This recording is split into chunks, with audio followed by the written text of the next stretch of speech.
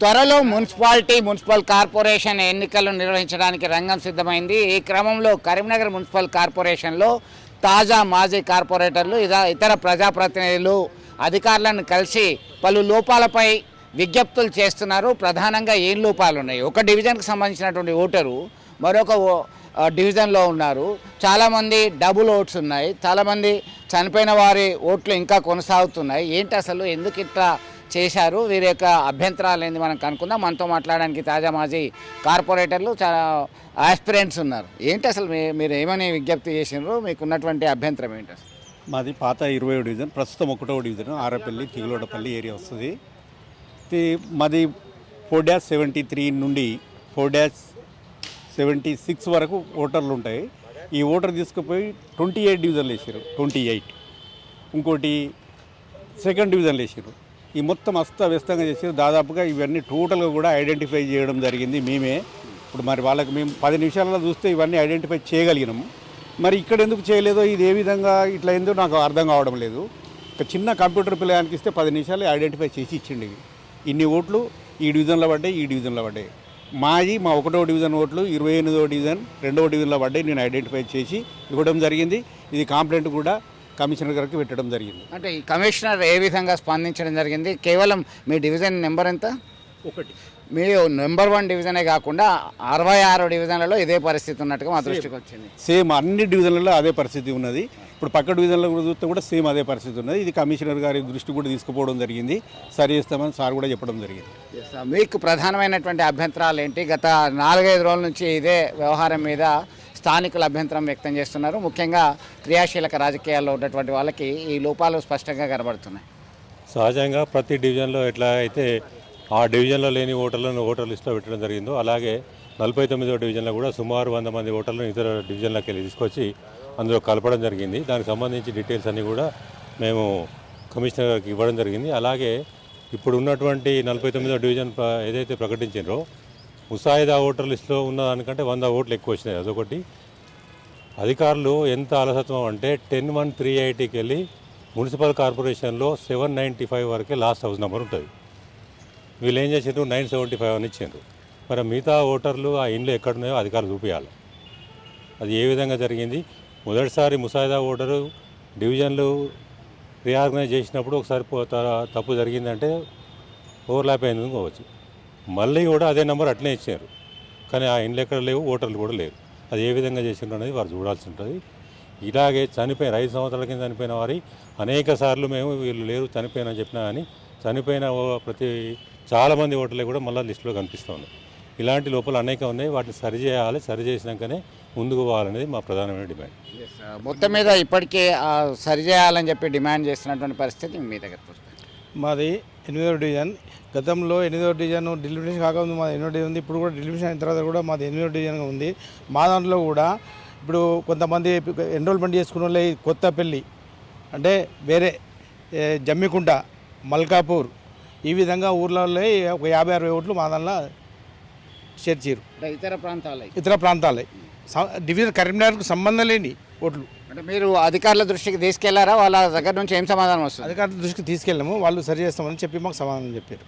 ఎప్పట్లో ఈ ముసాయిదా ఇప్పుడు 10th లోపల ఇస్తారు కదా, అప్పటి వరకు మేము సరి చేస్తామని చెప్పారు. అనేక తప్పుల తడకలతో ఉన్నాయి లిస్టు. దీనికి సంబంధించి అధికారుల దృష్టికి తీసుకెళ్ళినప్పటికీ ఇప్పుడే కాదు, దాదాపు వారి మాటల్లో విన్నాం మనము. 5 సంవత్సరాల నుంచి చనిపోయిన వారి ఓటర్ లిస్ట్ నుంచి తొలగించాలి. ఎప్పుడో చనిపోయారంటే కూడా ఇదిగో తీస్తాం అదిగో తీస్తాం అంటున్నారు. కానీ అలాగే కొనసాగుతున్నటువంటి నిర్లక్ష్య ధోరణి మనం గమనించవచ్చు. మీరు చెప్పండి ఏంటి అసలు? అదే మాది కూడా మెయిన్ సమస్య ఏంటంటే చనిపోయిన 10 years కింద చనిపోయిన వాళ్ళు కూడా ఇప్పటివరకు ఓటర్ లిస్ట్ నుంచి ఎన్నోసార్లు రాయించి ఇచ్చాం. కానీ ఇంతవరకు మాత్రం తొలగించలేదు. ఎప్పుడు ఇచ్చినా కూడా తొలగించినట్టు చెప్తున్నారు. మళ్ళీ వచ్చేసరికి వాళ్ళ లిస్టులలో ఉంటా ఉన్నది. అది మన 49వ డివిజన్లో 100 మంది ఎక్కువ వచ్చారు. అది తొలగించాలని చెప్పేసినాం. అట్లాగే ఇంతకుముందు అజితన్న చెప్పినట్టు కానీ 10-1-380 నుంచి 795. ఆ తర్వాత మున్సిపల్ నెంబర్ లేదు. ఆ తర్వాత 10-2 స్టార్ట్ అవుతుంది. కానీ వాళ్ళు 795 అని ఇస్తున్నారు. 795కు 975 అని ఇస్తున్నారు. ఒక అంకె అటు ఇటు తప్పబడి. ఇంకొకటి, మా డివిజన్ ఏదైతే ఉందో భాగ్యనగర్ అనేది ఎప్పటి నుండో ఉంది. 2-10-1770 నుంచి వెళ్ళి మిగతా హౌస్ నెంబర్ 210 మొత్తం భాగ్యనగరే. కానీ మాకు ఇవాళ ముసాయిదా ప్రకటించింది అలా ఎక్కడ భాగ్యనగర్ అని లేదు. దాదాపు 200 ఓటర్లు ఉన్నదాన్ని జ్యోతినగర్ అని రాసిండ్రు, సంతోష్ నగర్ అని రాసిండ్రు. కానీ మా డివిజన్ భాగ్యనగర్ అనేది మెయిన్ ఏదైతే మా సాయిబాబా గుడి ఏరియా ఏదైతే ఉందో అది ఎక్కడ కూడా రాయాలి, అది కూడా భాగ్యనగర్ అని రాయాలి.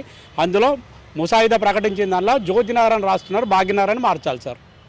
మొత్తం మీద ఏరియా పేరు సైతం కొన్ని తప్పులు ఉన్నట్టుగా వారు దృష్టికి తీసుకెళ్లడం జరిగింది. సాధారణంగా ఏమున్నాయి అసలు మీ అబ్జర్వేషన్లో? అబ్జర్వేషన్లో మనం గమనించి చూస్తే డెత్ ఓట్స్ నా డిజన్లో దాదాపు 100కు పైగా డెత్ ఓట్స్ ఉన్నాయి. నేను లాస్ట్ ఇయర్ 2025లో 2 సార్లు రిప్రజెంటేషన్ ఇవ్వడం జరిగింది, వాళ్ళ ఎపిక్ నెంబర్తో సహా ఈ హౌస్ నెంబర్లా అని రాసివ్వడం జరిగింది. 100కు పైగా చనిపోయిన ఓట్లు ఉన్నా కూడా అట్లనే ఉన్నాయి, డెత్ ఓట్స్ అట్లా ఉన్నాయి. డబుల్ ఓట్స్, ఒక వ్యక్తికి 2 ఓట్లు ఉన్నాయి కూడా ఉన్నాయి.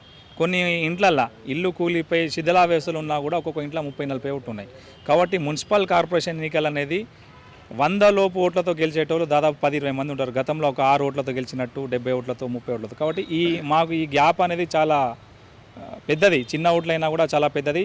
ఎవరైతే ఇప్పుడు ఊర్లోకి వెళ్ళి ఈ గ్రామ పంచాయతీ ఎలక్షన్ తర్వాత కొంతమంది షిఫ్ట్ చేస్తున్నారు, అలాంటి వారకు ఖచ్చితంగా రిజెక్ట్ చేసి సిటీలో ఎవరైనా ఈరోజు ఈ డివిజన్లో ఉన్న వ్యక్తి రేపు వేరే డివిజన్కి పోవచ్చు, వాళ్ళకి షిఫ్టింగ్ ఆప్షన్ ఇచ్చేసి మళ్ళీ న్యూ ఓటర్స్ ఎవరైతే 18 ఇయర్స్ ఉన్నారో వాళ్ళకు దరఖాస్తు ఫామ్ 6 స్వీకరించాలని నేను కోరుకుంటున్నా.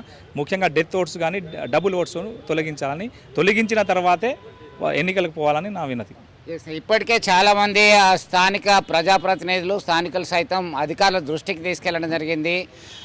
డబుల్ ఓట్స్ ఉన్నాయి, ఒకే ఇంటి నెంబర్తో కూడా అత్యధిక శాతం ఉన్నటువంటి దాన్ని గుర్తించడం జరిగింది. అలాగే ఒక స్ట్రీట్ ఉంటే ఇంకో స్ట్రీట్ పేరు చెప్తున్నటువంటి పరిస్థితి, ఇంటి నెంబర్లో సైతం తప్పులు గుర్తించడం జరిగింది. దీన్ని ఖచ్చితంగా సవరించాలి. సవరించిన తర్వాతనే వాళ్ళు షెడ్యూల్ విడుదల చేసి అన్ని చర్యలు చేపట్టిన తర్వాతనే ఎన్నికలకు పోతే బాగుంటుందని చెప్పేసి అభ్యర్థి వ్యక్తిత్వంగా చూస్తున్నటువంటి పరిస్థితి గమనించవచ్చు.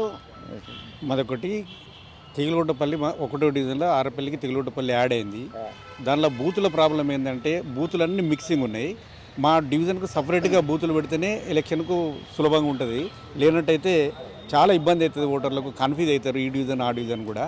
దయచేసి మాకు ఆ 20 డివిజన్ సపరేట్ బూతులు పెడితే చాలా ఇబ్బంది అని చెప్పి అది కూడా ఇవ్వడం జరిగింది, సార్కు చెప్పడం జరిగింది. మొత్తం మీద అధికారుల దృష్టికి ఇప్పుడే తీసుకెళ్లారు, చాలా రోజుల నుంచి కసరత్తు చేస్తున్నారు. ఇప్పటికైనా ఏదైతే తప్పుల తడక ఉందో దాన్ని సవరించాల్సినటువంటి అవసరం ఎంతైనా ఉంది. విడుదల సుమంత్తో కలిసి చంద్రశేఖర్, RTV, కరీంనగర్. చరిత్ర సృష్టించినోడు ఇప్పుడు ఆ చరిత్రని తిరగరాయబోతున్నాడు. అబద్ధాల గోడల్ని బద్దలు కొట్టి నిజాలను రాగా మీ ముందుంచబోతున్నాడు. నిజమైన వార్తల కోసం వెంటనే డౌన్లోడ్ చేసుకోండి రా యాప్ని.